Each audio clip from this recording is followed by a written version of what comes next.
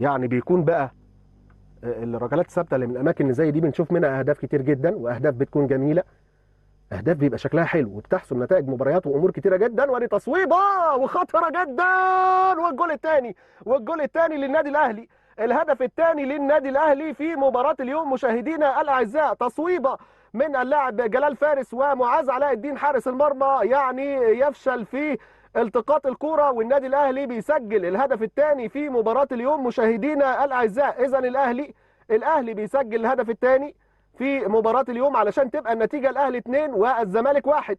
وادي أمامنا كابتن صبري إبراهيم حكم هذا اللقاء في مباراة اليوم. كلام بقى من الجهاز الفني والإداري اللي بيعترض على الهدف الثاني للنادي الأهلي اللي سجل في أحداث هذا اللقاء. وادي أمامنا الإعادة، أدي أمامنا بقى هنا الكرة الحلوة من اللاعب جلال فارس، وحارس المرمى معاذ علاء الدين حاول عليها، والكرة إلى داخل الشباك، وهدف للنادي الأهلي. هدف للنادي الاهلي في مباراه اليوم عن طريق اللاعب احمد اشرف، وهدف ثاني في احداث هذا اللقاء مشاهدين الاعزاء. ما فيهاش اي حاجه تماما، الحارس مسك الكره وقعت منه، قدر ان هو يسجلها.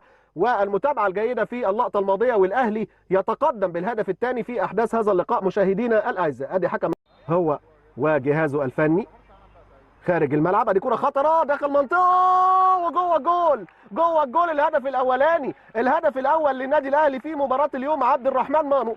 كره حلوه جدا ولعبه راسيه داخل الشباك علشان يسجل النادي الاهلي الهدف الاول. ويفرق ايه الورد عنك غير انه واخد جماله منك يا عبد الرحمن يا مارو. عبد الرحمن مانو، عبد الرحمن مانو يسجل الهدف الاول في مباراه اليوم. ادي بقى جلال فارس، وادي الركلات الثابته، وبدايه جيده للنادي الاهلي في الشوط الثاني. لعبه راسيه، وادي عبد الرحمن مانو وداخل الشباك على يسار حارس المرمى معاذ علاء الدين علشان يتقدم النادي الاهلي بالهدف الاول. عبد الرحمن مانو يسجل الهدف الاول في مباراه اليوم للنادي الاهلي. واحد الاهلي لا شيء الزمالك، واحد الاهلي لا شيء الزمالك في الدقيقه 50 من عمر واحداث المباراه.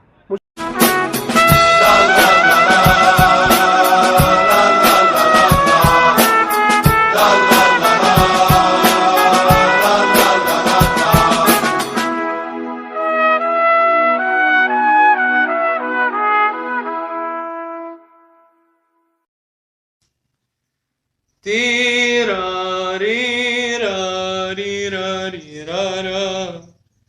Tira ri ra ri ra ri ra ra. Tiraram tiraram tirara. Tira ri ra ra ra ra. Tira ri ra. Tira ri ra ra. Tiraram tiraram tirara. Tira ri ra